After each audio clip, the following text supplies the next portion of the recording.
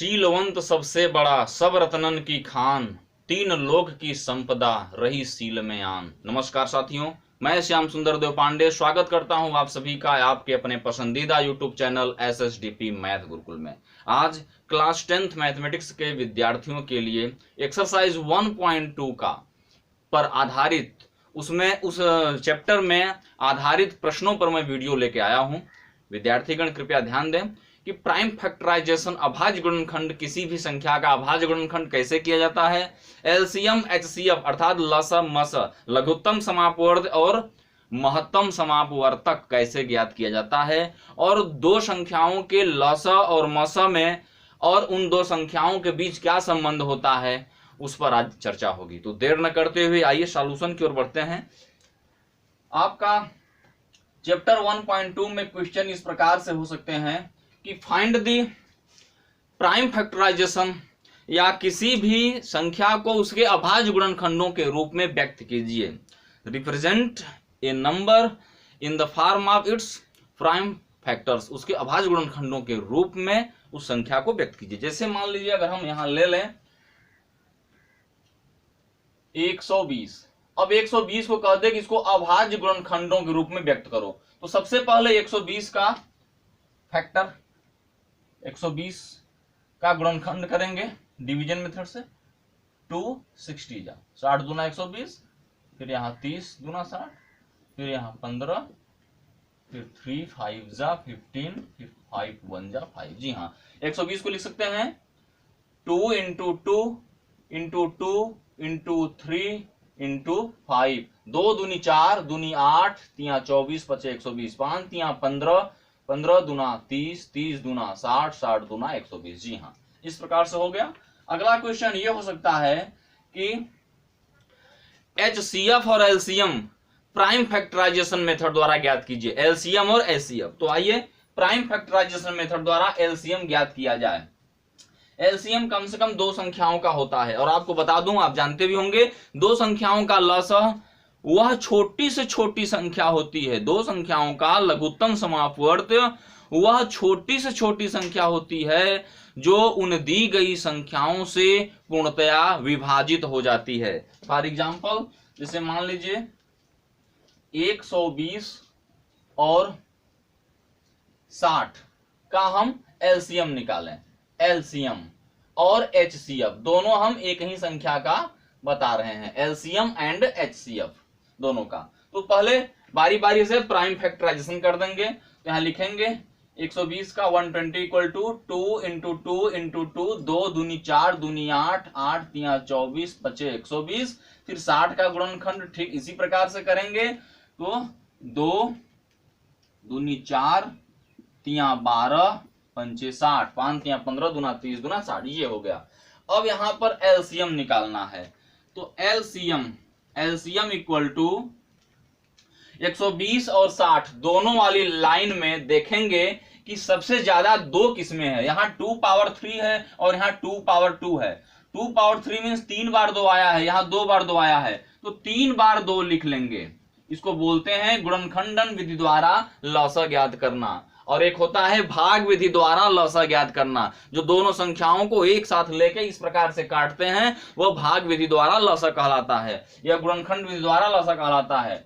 अब सबसे ज्यादा 3, सबसे ज्यादा 5। जी हाँ, इसका तरीका यही है, 120 वाले में चाहे 60 वाले में किसी एक का ही हम यहां लिखते हैं, चाहे 120 वाले का लिखें चाहे 60 वाले का लिखें। शर्त यह है कि सबसे ज्यादा हो। सबसे ज्यादा दो किस्में हैं, 120 वाले में है कि 60 वाले में है। 120 वाले में है तो कितना है, 3 बार है, तो तीनों लिख देंगे। सबसे ज्यादा 3 किस्में है, सबसे ज्यादा 5 किस्में है, 120 वाले में है कि 60 वाले में है। अगर 120 वाले में है तो 120 वाले के लिख लेंगे, लेकिन लिखेंगे किसी एक का ही, उसे रिपीट नहीं करेंगे, दूसरे का नहीं लिखेंगे। अब यहां मल्टीप्लाई कर दें, 2 दूनी 4 दूनी 8 3 24 पचे 120। जी हाँ, LCM आ गया 120। जरूरी नहीं कि दी गई संख्याओं में से ही कोई संख्या एलसीएम हो। एलसीएम कुछ भी हो सकता है, परंतु वह छोटी से छोटी राशि होगी। अर्थात 120 से छोटा अब कोई भी संख्या ऐसी नहीं है जो दी गई संख्याओं 120 से भी ये कट जाए और 60 से भी कट जाए। अर्थात 120 ही वह संख्या है जो 120 से कट जाएगा और 60 से कट जाएगा। अर्थात यही उनका लसा है। लसा की यही परिभाषा है। मैं फिर से रिपीट करता हूं, दो या दो से अधिक संख्याओं का लघुत्तम समापवर्त वह छोटी से छोटी संख्या होती है जो दी गई संख्याओं का अर्थात जिनका वह लसा होती है उन सभी संख्याओं से पूर्णतया विभाजित हो जाती है। अब इन दो संख्याओं में अगर बड़ी संख्या छोटी संख्या से कट रही है या दो से अधिक संख्याओं में सबसे बड़ी संख्या सभी संख्याओं से कट जा रही है तो वही संख्या उनका लसा होती है। परिभाषा के अनुसार समस्त संख्याएं उसको काट देती हैं। अब आइए HCF निकाला जाए। ये तो था लसा, अब मसा निकाला जाए। तो मसा के लिए फिर वही काम करेंगे, इसी में बता दे रहे हैं HCF and HCF equal to, अब देखेंगे 120 में और 60 में कौन कौन से अंक, कौन कौन से गुणनखंड मिल रहे हैं। 1 2 यहां से मिल रहा है, एक ही लिखेंगे। 1 2 यहां मिल रहा है, गुणा एक ही लिखेंगे। ये 2 यहां है परंतु यहां 2 नहीं है तो उसका जोड़ा नहीं बन पाया, उसे छोड़ देंगे। 3 यहां है, 3 यहां है तो 3 लिख देंगे। कहीं भी रहे लेकिन जोड़ा मिलता रहे उसे लिखते हैं, जिसका जोड़ा नहीं मिलता उसे छोड़ देते हैं। अगर 2 संख्याओं हो या 3 हो या चाहे जितनी संख्याओं हो सब में मिलना चाहिए तभी हम लिखेंगे। अर्थात ऐसा नहीं है कि 4 संख्याएं हैं 3 में मिल रहा है 2 चौथे में 2 नहीं है तो उसे छोड़ देंगे, नहीं लिखेंगे। ये रहा गुणनखंड विधि द्वारा मस महत्तम समापवर्तक। 2 दूनी 4 3 12 5 6 60, ये 60 है मस और 120 है लस। किसका? 120 का और 60 का। अर्थात मस की परिभाषा सुनिए, 2 या 2 से अधिक संख्याओं का मस HCF हाईएस्ट कॉमन फैक्टर वह बड़ी से बड़ी संख्या होती है। अर्थात इससे बड़ा कुछ नहीं।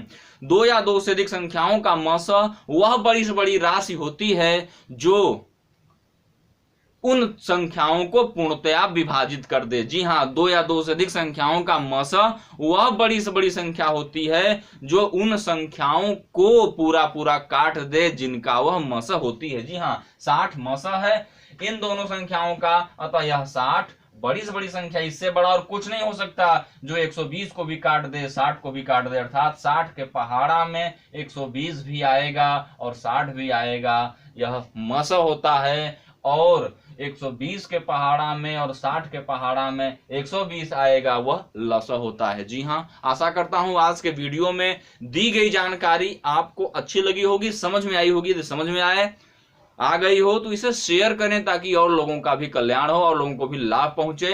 यदि समझ नहीं आया है तो हमसे फिर से पूछ सकते हैं कमेंट बॉक्स में, कमेंट करके इस वीडियो के नीचे कमेंट बॉक्स होगा, आप हमें प्रश्न पूछ सकते हैं। मैं भरसक प्रयास करूंगा आपके समस्त प्रश्नों का जवाब दे सकूं। तो मिलते हैं अगले वीडियो में एक नए क्वेश्चन के सॉल्यूशन के साथ। इंतजार करिए, तब तक के लिए नमस्कार, नमस्ते, जय हिंद।